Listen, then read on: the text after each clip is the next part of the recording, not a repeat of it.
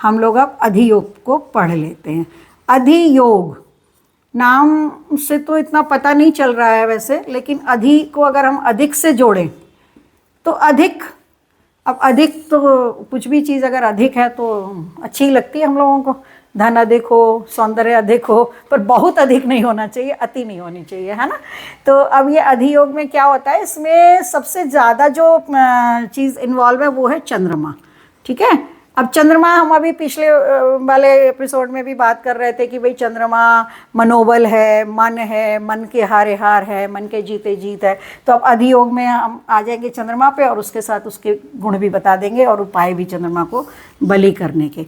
अब चंद्रमा से छठे, सातवें और आठवें, दरअसल मैं इस तरह जो लिखती हूँ ना, वो मेरा ये फार्मूला इसलिए मैं लिखती हूँ कि आप लोग भी अपने नोटबुक में अगर सच में कुंडली सीखना चाहते हैं, हॉरोस्कोप सीखना चाहते हैं, तो आप भी ऐसे ही फार्मूलाज बनाइए और फार्मूला बनाकर ही लर्न करिए, बजाय वो लंबी लंबी कहानी लिखने के कि चंद्रमा होना चाहिए और उससे छठे घर में और सातवें में और आठवें में। कोई ज़रूरत नहीं है, आप सीधे सीधे एक मतलब बना लीजिए चार्ट टाइप कि चंद्रमा से 6th हाउस, 7th हाउस और 8th हाउस में। अब चंद्रमा को सबसे आसान तरीका तो ये कि हम इसे लगन में बिठा दें, क्योंकि हमें छठे, सातवें, आठवें घर का पूरा पता चल जाता है कि भाई ये 6th हाउस है हमारा, ये 7th हाउस और 8th हाउस है। बाकी ऐसा नहीं है कि ये ऐसे ही बनेगा, यहाँ से भी बन सकता है, यहाँ से बनेगा तो ये ऐसे आ जाएगा, 6, 7, 8 ऐसे आ जाएगा, है ना। यहाँ से बनेगा तो फिर कैसे आएगा, यहाँ से आ जाएगा 6, 7, 8, मतलब लगातार। ठीक है, तो इसलिए मैं इसको ये बना रही हूँ कि आप भी चार्ट बनाकर लर्न करने की कोशिश करें तो बहुत जल्दी चीज़ें आत्मसात होंगी।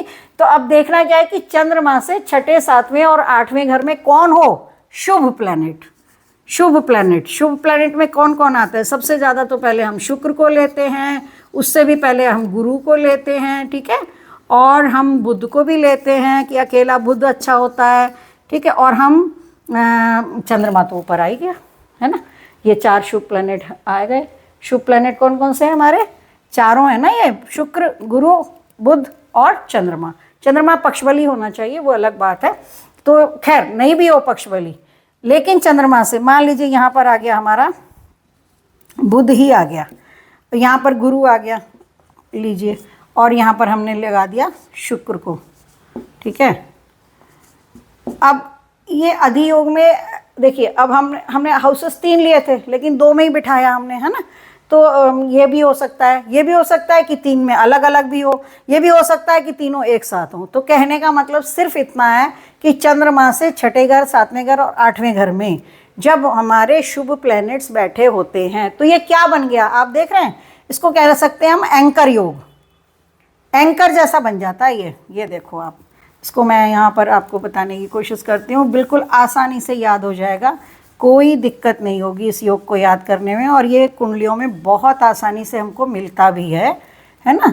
जैसे ये चंद्रमा है मान लीजिए, तो इससे ये ऐसे भी मत लो, इसको ले लो सीधा, ठीक है। ये ऐसे एंकर होता है ना, जहाज में एंकर होता है, ठीक। अब यहाँ पे हमारा ये बुध और यहाँ पर शुक्र और यहाँ पर गुरु, ये 1, 2, 3, तो ये एंकर जैसा बन जाता है, ऐसे करके ऐसे, ठीक है, ये एंकर बन गया, ऐसे करके ऐसे, और ये यहाँ पर इसके साथ कनेक्टेड है, ये यहाँ से ऐसे, यहाँ से ऐसे और यहाँ से ऐसे, तो ये एंकर। अब एंकर का काम क्या होता है, हम सब जानते हैं कि जहाज या नाव जब हमारी दरिया में से किनारे की तरफ आती है तब उसको रोकने के लिए, पानी तो स्थिर नहीं होता ना, चंचल होता है पानी, तो नाव डोलती रहती है ऐसे ऐसे ऐसे ऐसे, है ना। नाव कभी स्थिर नहीं रह पाती है, पानी की लहरों के साथ ऊपर नीचे होती रहती है। तो जब बड़े बड़े जहाज आते हैं तो उनका लंगर डाला जाता है, एंकर माने लंगर होता है, लंगर बोलते हैं हिंदी में इसे। तो ऐसे ऐसे करके नाविक जो होता है वो जोर से लंगर बड़ी रस्सी से बंधा हुआ होता है, लोहे का होता है वो, तो उसको फेंकता है। जब वो फेंकता है और कस के खींचता है ना तो वो रेत में धंसता चला जाता है। तो उससे क्या होता है, हमारी नाव डोलती नहीं है और नाव किनारे पे स्थिर हो जाती है। और तब फिर जो भी उसको काम करना है, यात्री उतारने हैं या माल ढोना है या माल उतारना है, जो भी काम करना होता है तो नाविक और उसके यात्री वगैरह सब आसानी से कर सकते हैं। और अगर एंकर नहीं फेंका जाए तो लहर आई और नाव या जहाज जो भी है वो तो डोलने लगेगा। तो एंकर मतलब सपोर्ट देने का। तो यद्यपि हम कह सकते हैं कि छठे घर में है या आठवें घर में प्लैनेट है, तो हम कह सकते हैं कि ये तो मतलब हम तो अभी छठे आठवें की खराब बातें कर रहे थे, तो लेकिन नहीं, जब चंद्रमा यहाँ आ जाता है तो एक तरह से चंद्रमा का संबंध इन तीनों हाउसेस से बिल्कुल इसी एंकर की तरह बन जाता है। जो ये हमने यहाँ पे एंकर बनाया ना ऐसे करके, तो ये एंकर योग के नाम से अगर हम याद करें तो ये अधियोग हमको आराम से याद हो जाएगा। ठीक है, तो मेन प्लैनेट चंद्रमा। अब ये चंद्रमा के साथ ही क्यों बनाया, वैसे लगन के साथ भी बनता है ना, लग्नाधि योग बोलते हैं। लगन से बनता है तो लगन अधि योग बोलते हैं, और चंद्रमा से बनता है तो चंद्राधि योग भी बोलते हैं। इसके फिर दो नाम हो गए अब, है ना, एक तो अधि योग हो गया, इसके दो पार्ट हो गए। ये पेन बिल्कुल नहीं चलते, इसके दो पार्ट हो जाते हैं। चंद्र से बनेगा तो चंद्राधि कहलाएगा, चंद्राधि योग, चंद्राधि योग। ठीक है, जब चंद्रमा से 6 7 8 में, और जब लग्न से बनेगा तो लग्नाधि योग। तो कहने का मतलब ये हो जाता है कि जितनी इम्पॉर्टेंट लग्न है उतना ही इम्पॉर्टेंट चंद्रमा भी है। ठीक है, तो अब हम पिछले वीडियो में भी ये बात कर रहे थे कि चंद्रमा और सूर्य को सदैव बलि रखना चाहिए। अब सूर्य के लिए तो हमने बता दिया, सूर्य का आराधन करिए, सूर्य को जल दीजिए, पिता की सेवा कीजिए, है ना, और लोगों की मदद कीजिए, तो ये हो गया। ठीक है, सूर्य के मंत्रों का जाप कीजिए। अब चंद्रमा की बात रह गई थी, तो चंद्रमा की हमने अधियोग की वजह से रोक रखी थी कि अधियोग आएगा तो बताएंगे।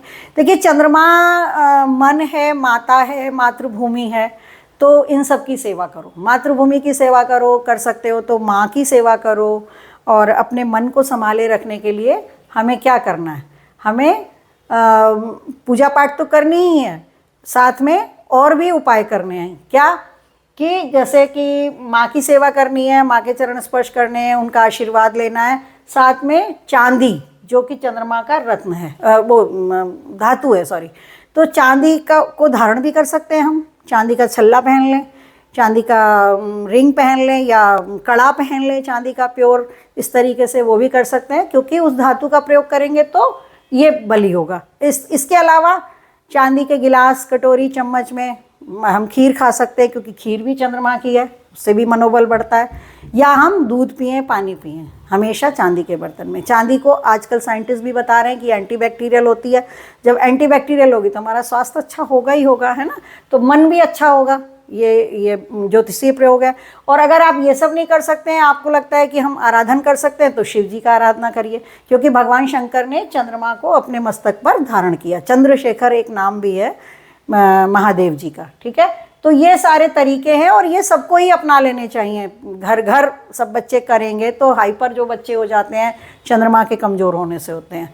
बच्चे चंद्रमा के कमज़ोर होने से क्रोधी होते हैं, चंद्रमा के कमज़ोर होने से बच्चे जिद्दी होते हैं।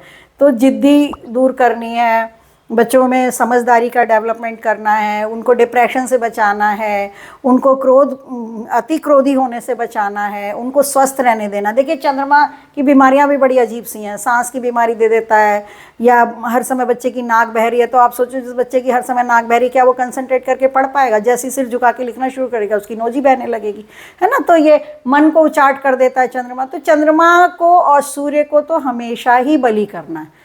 सूर्य दोनों के लिए शिव आराधन सबसे अच्छा है, क्योंकि सूर्य के देवता भी शिव जी हैं। तो ये जो हमारे पुराने ऋषि मुनियों ने सिद्धांत बनाया कि देवादिदेव महादेव की आराधना करनी चाहिए, वो बहुत ही सही सिद्धांत है।